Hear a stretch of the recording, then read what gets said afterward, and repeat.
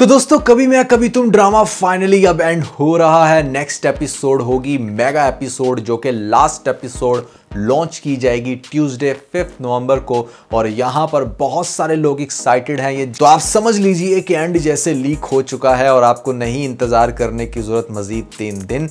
आज के इस वीडियो में हम डिस्कस करने वाले हैं कि लास्ट एपिसोड के अंदर क्या होगा और सबसे बढ़ के लोगों को ये ड्रामा क्यों पसंद आया। क्या वो खास बात थी जिसकी वजह से इस ड्रामे की इतनी हाई टीआरपी एकदम से होगी कि बड़े बड़े ड्रामों को मात दे। तो काफी इंटरेस्टिंग होने वाला ये एनालिसिस। फिर जो नए लोग आए मेरे चैनल पर, अगर आप लोगों ने मिस्टर नुमान व्लॉग्स को सब्सक्राइब नहीं किया तो जल्दी से नीचे डिस्क्रिप्शन में आपको लेटेस्ट व्लॉग का लिंक मिल जाएगा। चैनल को सब्सक्राइब और इंस्टाग्राम पे फॉलो करने के बाद पीके लग्जरीज की तरफ से लग्जरी गिफ्ट आपको मिलने के चांसेस बढ़ जाएंगे। PK Luxus. We don't sell crap. इस ड्रामे का हैप्पी एंड होगा या फिर सैड एंड होगा, इसको डिस्कस करते हैं। लेकिन उससे पहले हमें यह जानना जरूरी है कि हर एक कैरेक्टर का अंजाम क्या होगा। स्टार्टिंग विद रुबाब। तो यहां पर रुबाब जो है ना, वो बेसिकली एक ऐसी लड़की थी जो हमेशा से अपना रिएक्शन देती आई है, कोई भी एक्शन लेती नहीं आई।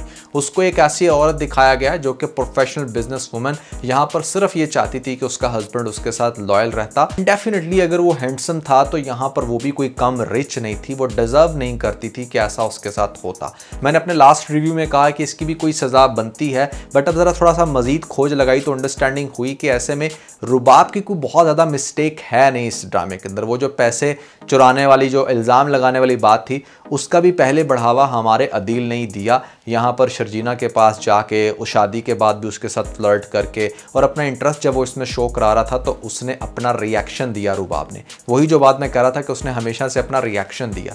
लास्ट में भी आकर अभी आपने जो देखा वो उसने अपना रिएक्शन दिया उसकी उन हरकतों पे जो उसकी कंपनी में घपला करता रहा या फिर ऐसे में उसी की दोस्त के साथ उसने डेट किया।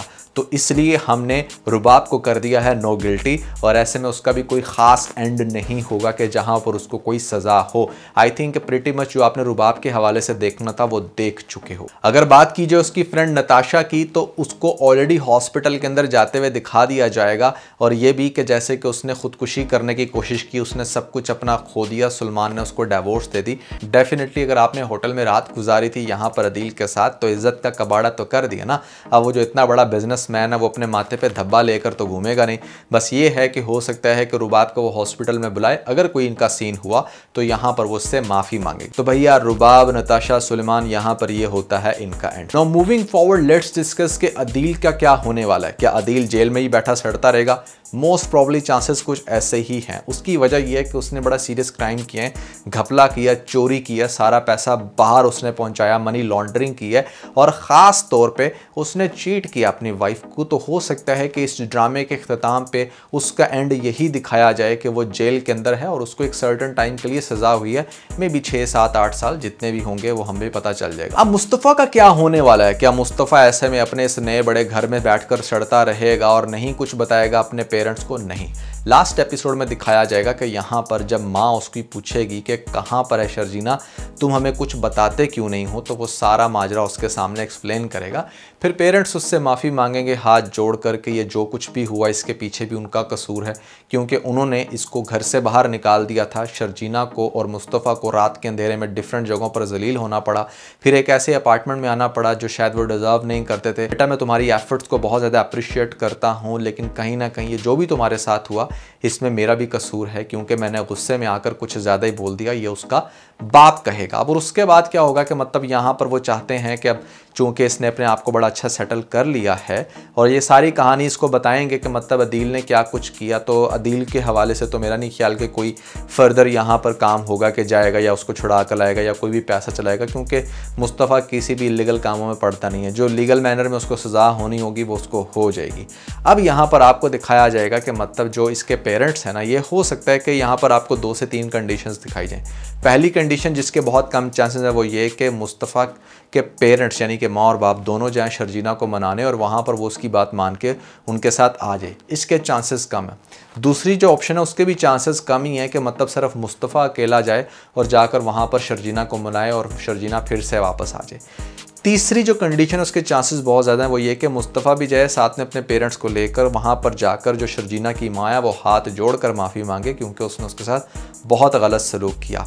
और मुस्तफ़ा का बाप भी ये कहेगा शर्जीना को कि मैंने तुम लोगों के साथ बड़ी ज़्यादती की है, मुझे नहीं निकालना चाहिए था।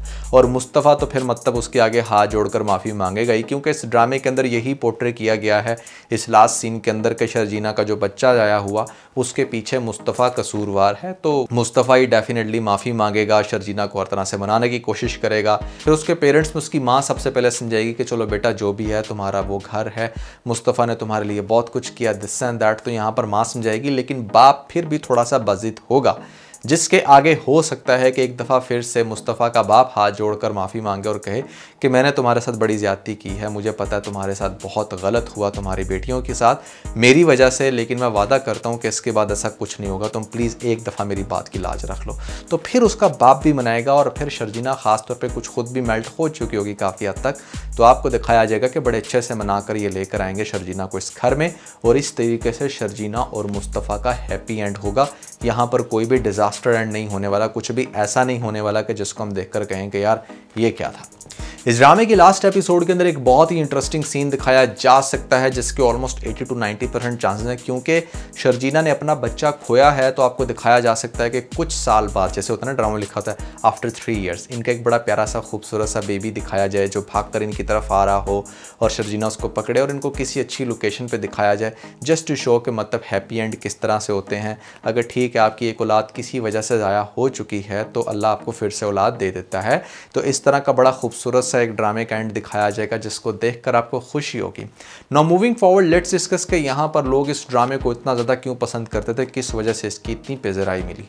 पहली बात तो यह है कि यहाँ पर जो एक्टिंग के मेयार थे वो नेक्स्ट लेवल थे। मतलब इतनी देर बाद अगर फ़हद मुस्तफ़ा आए भी हैं तो वो छा गए हैं, इवन दो कि वो बिहाइंड द कैमरा ज़्यादा काम करते हैं, उनका प्रोडक्शन हाउस है, बहुत पहले एक ज़्यादा ड्रामा किया था उन्होंने, उसके बाद अब ये, तो फिर भी उनके जो एक्टिंग के स्किल्स हैं वो अभी तक इंटैक्ट हैं। उन्होंने बहुत अच्छा परफॉर्म किया और जो रोल उनको मिला था, जिस एज के वो हैं उस एज में होने के बावजूद एक बॉय का रोल प्ले करना और इतनी अच्छी बॉडी लैंग्वेज रखना, इतना अच्छा एग्रेशन, सब कुछ परफेक्ट था। दूसरी रीज़न इस ड्रामे को लाइक करने की बहुत ज़्यादा वो ये है कि यहाँ पर जो बदर महमूद है उनका ट्रैक रिकॉर्ड बहुत अच्छा है।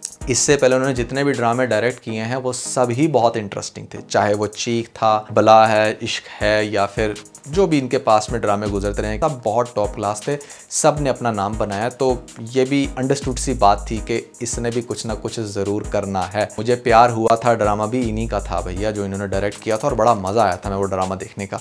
तो कैसे ये मुमकिन नहीं था कि यहाँ पर ये ड्रामा इनका अच्छा ना जाता। तीसरी बात, यहाँ पर शर्जीना और मुस्तफ़ा की जो केमिस्ट्री दिखाई गई ना वो लोगों ने बहुत ज़्यादा अप्रिशिएट किया। नॉर्मली हम लोग वो इंसान ढूंढते हैं जो हमारे साथ बहुत कंपैटिबल हो, जिसको देखकर हमें लगता है कि अच्छा यार हमें लग्जरी पसंद है तो इसको भी लग्जरी पसंद है, हम इंटेलिजेंट है तो ये भी इंटेलिजेंट है। इस ड्रामे के अंदर स्टीरियोटाइप को बहुत अच्छे से ब्रेक किया गया है कि मतलब ये ज़रूरी नहीं है कि आप अपने जैसा ही इंसान ढूंढो, आपका बिल्कुल अपोजिट भी जो है वो आपको बहुत ज़्यादा पसंद कर सकता है, इज़्ज़त दे सकता है और आपको उसके साथ ज़िंदगी गुजारने का बड़ा मज़ा आ सकता है। तो इस फोबिया में मत रहो कि मतलब यहाँ पर मेरी किस इंसान से शादी होगी, अगर वो इंसान अच्छा है ना तो eventually you would love your life. So that's what this drama was all about, जिसकी वजह से लोगों ने इस कॉन्सेप्ट को बहुत ज़्यादा अप्रिशिएट किया और उसको दिखाया बड़े अच्छे तरीके से गया। हस्बैंड वाइफ के एक दूसरे को कैसे सपोर्ट करना ज़रूरी है, शर्जीना ने कौन कौन से सेक्रीफाइस किए हैं, मुस्तफ़ा क्या कुछ करता रहा है, कैसे उसने अपनी पर्सनैलिटी को चेंज किया, कैसे उसकी पर्सनैलिटी की लेयर्स दिखाई हैं, ये वो सारी चीज़ें थी जो लोगों ने इस ड्रामे को बहुत ज़्यादा लाइक किया और प्रमोट किया। ये एक बड़ा अच्छा कंटेंट वाला, अच्छी डायरेक्शन वाला, अच्छी स्टोरी वाला ड्रामा था जो कि बहुत देर बाद कोई देखने को मिलता है। लास्ट बट नॉट लीस्ट, इस ड्रामे को देखकर लगता था कि आप कोई नया ड्रामा देख रहे हो। नॉर्मली अगर आप कोई भी ऐसे बड़े पॉपुलर ड्रामे देखते हो तो आपको लगता है कि यार ये तो पहले मतलब ऐसा हम देख चुके हैं। जैसे ज़्यादातर दानिश तैमूर के केस में होता है कि उसका कोई भी ड्रामा आ जाएगा ना वो उसका पिछले ड्रामे जैसा 90% होगा। तो वो सिर्फ उन ड्रामास के ऊपर काम करते हैं जो उनको पता होता है कि अच्छा यार इस पे व्यूज़ आने ही आने हैं, लोगों को ये कॉन्सेप्ट पसंद है, उसमें कुछ भी नया नहीं होता। बट ऑब्वियसली हर साल चूँकि करोड़ों की तादाद में एक जनरेशन यंग होती है, 17 से 18 साल के होते हैं, तो उनको हमेशा उस तरह का कॉन्सेप्ट पसंद आता है और वो सिर्फ अपने नज़र आ रहा होता है कि बिज़नेस पर्पज़ के लिए ड्रामे बना रहे हैं। यहाँ पर बिज़नेस से हटकर काम हुआ, बहुत सारे अनयूजुअल सीन थे, बहुत सारे रियलिस्टिक सीन थे, जिसकी वजह से कभी मैं कभी तुम हमारा फेवरेट बना।